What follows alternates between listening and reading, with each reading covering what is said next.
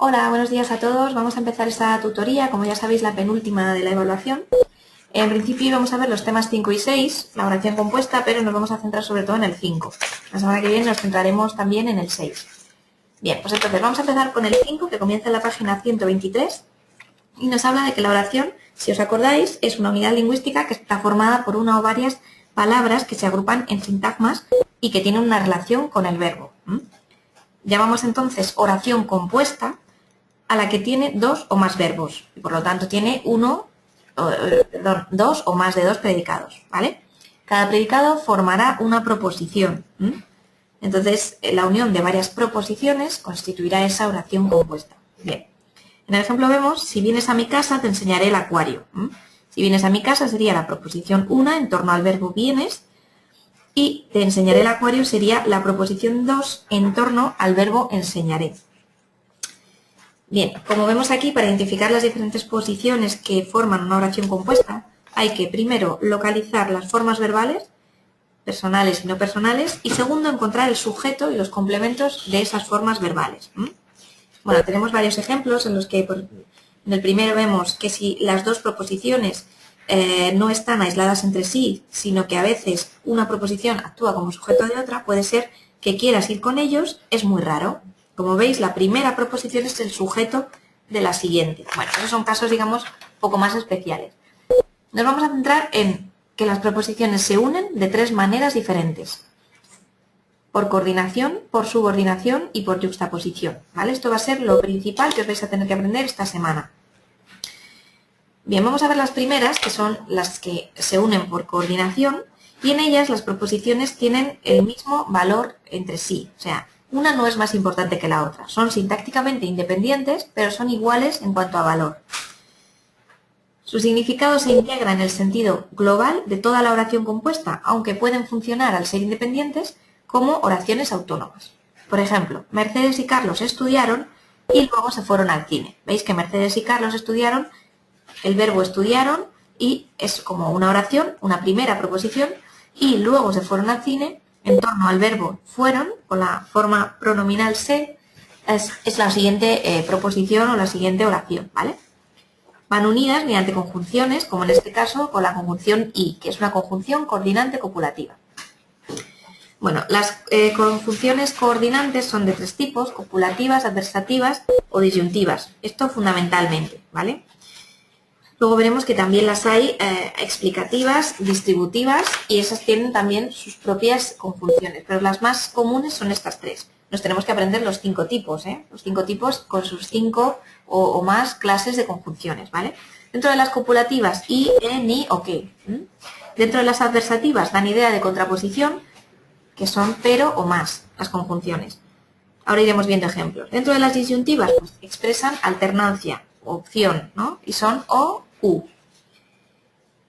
Bueno, se clasifican, por lo tanto, en función de los nexos, como veis, con los que se unen, dando origen a oraciones que se denominan coordinadas, copulativas, adversativas, etc.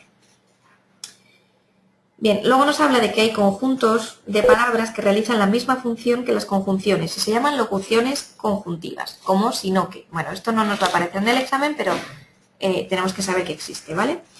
Vamos a ver las oraciones compuestas por coordinación y vemos el primer tipo, las copulativas. Como hemos dicho, las proposiciones quedan unidas por conjunciones como y, ni o que, y son, por ejemplo, este niño ni come ni deja comer. Es una de los tipos. Las disyuntivas, que serían las siguientes. Las proposiciones disyuntivas se excluyen entre sí, o sea, o eliges una o eliges otra, y se unen con las conjunciones o y u. Vienes o te quedas, ¿vale? Las adversativas, tercer tipo. En ellas, una proposición corrige a la otra, con lo cual se unen mediante conjunciones que llamamos adversativas y que son más, pero, aunque, sin embargo, etc. Por ejemplo, te lo diré, aunque prometí no hacerlo. Las explicativas. En la oración coordinada explicativa, la segunda proposición, digamos que aclara o ejemplifica el significado de la primera. Se unen mediante locuciones como es decir, o sea, es más, esto es, etc. En el caso de las distributivas, que son las últimas que vamos a ver dentro de la coordinación, diríamos que expresa alternancia o paralelismo entre las dos proposiciones. Las unen las conjunciones bien, bien, unos otros, hora, hora, tan pronto, etc. Por ejemplo, unos vienen, otros van, ¿vale? Veis que en este caso las distributivas tienen dos conjunciones normalmente. O unas veces viajamos en coche, otras en tren. ¿Veis? Hay dos conjunciones. Vale, vamos a ver el siguiente tipo de oraciones compuestas. En este caso, la subordinación. Se llaman subordinadas porque no poseen cada proposición significado pleno por separado. Es decir, que una proposición depende de la otra. Por ello podemos hablar de una que es la principal y de la otra que es la que se subordina. La principal la distinguiremos porque tendrá sentido completo, al contrario que la subordinada.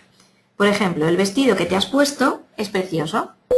¿Vale? La proposición 1, el vestido que te has puesto. La 2, proposición 2, es precioso. Como veis, la proposición 2 se integra como un complemento del núcleo que está en la proposición 1, con lo cual sería esta la proposición, digamos, pues eso, subordinada, ¿vale? Los nexos que unen esas proposiciones para formar oraciones compuestas son conjunciones o locuciones conjuntivas, ¿vale? Bueno, como veis aquí, la proposición que se subordina a la 2 está en medio o inserta en la 1. Si la quitamos, la oración quedaría el vestido es precioso. Insertando esa proposición subordinada, en la principal sería el vestido que te has puesto es precioso, ¿vale? Bueno, los nexos que unen las proposiciones pueden ser varios y los llamamos conjunciones o locuciones conjuntivas. Se clasifican en sustantivas, adjetivas o de relativo y adverbiales. Las sustantivas son las que desarrollan en la oración las mismas funciones que el sustantivo, por eso se llaman así. Las adjetivas o de relativo equivalen a un adjetivo y desempeñan respecto a la proposición principal complemento del nombre. ¿Vale? Dentro de las adverbiales equivalen al adverbio y funcionan como tal, ya lo hemos estudiado en las oraciones gramáticas, en los temas de gramática anteriores, y por eso os decía que era súper importante que supiéramos lo que era distinguir un adjetivo de un adverbio, de un sustantivo y demás. Ahora veis que es importante por esto, porque si no, no sabemos si la oración es sustantiva, si es adjetiva o si es adverbial. Bien, tenemos muchos ejemplos de todo esto, pero antes vamos a pasar a ver las de yuxtaposición, ¿vale? En este primer nivel, en este nivel 1, no vamos a desarrollar, digamos, más las oraciones subordinadas. Sobre todo nos vamos a centrar en las coordinadas, que son las que hemos visto antes. Os lo digo de cara al examen, ¿vale? Vamos a ver por último la yuxtaposición. Esto quiere decir que no hay nexos que unen las proposiciones. Para separarlas únicamente hay comas, puntos, punto y coma, dos puntos, ¿vale? Son simplemente esos signos de puntuación. Las proposiciones yuxtapuestas comparten la entonación y constituyen una oración en la que las dos son independientes y tienen significado pleno. O sea, son como las coordinadas, con significado pleno cada proposición, pero unidas únicamente por signos de puntuación. Por ejemplo, mi perro es muy cariñoso, coma, lame a todo el mundo. O ha descendido mucho la temperatura, coma, negará. Como veis, pues las proposiciones son sintácticamente independientes, como decíamos. Bueno, con esto habríamos terminado. En la siguiente diapositiva, que la veremos mejor el próximo día, os damos unos consejos para analizar las oraciones. Leer lógicamente primero bien la oración, localizar el verbo, y si hay más de uno, tenganlo en cuenta, localizar el sujeto, que está realizando la acción del verbo, localizar el predicado, claro, y delimitarlo. Después observaremos si es un verbo copulativo o no, ya sabéis, si son ser, estar o parecer o no, y así sabremos si es una oración de predicado nominal o verbal. Luego tendremos que señalar los núcleos, tanto del sujeto como del predicado. Por paso penúltimo, identificar los sintagmas que modifican a esos núcleos que hemos localizado. Y por último, analizaremos los constituyentes de cada sintagma. Bueno, tenéis múltiples ejercicios de ejemplo en los de autoevaluación y os aconsejo que los realicéis para así poder pues, estar preparados para el examen. Bueno, pues con esto hemos terminado. La semana que viene daremos un repaso a la evaluación y veremos también ese último paso de análisis morfosintáctico. Pues nada, con esto hemos terminado. Un saludo a todos, espero que os haya resultado de ayuda.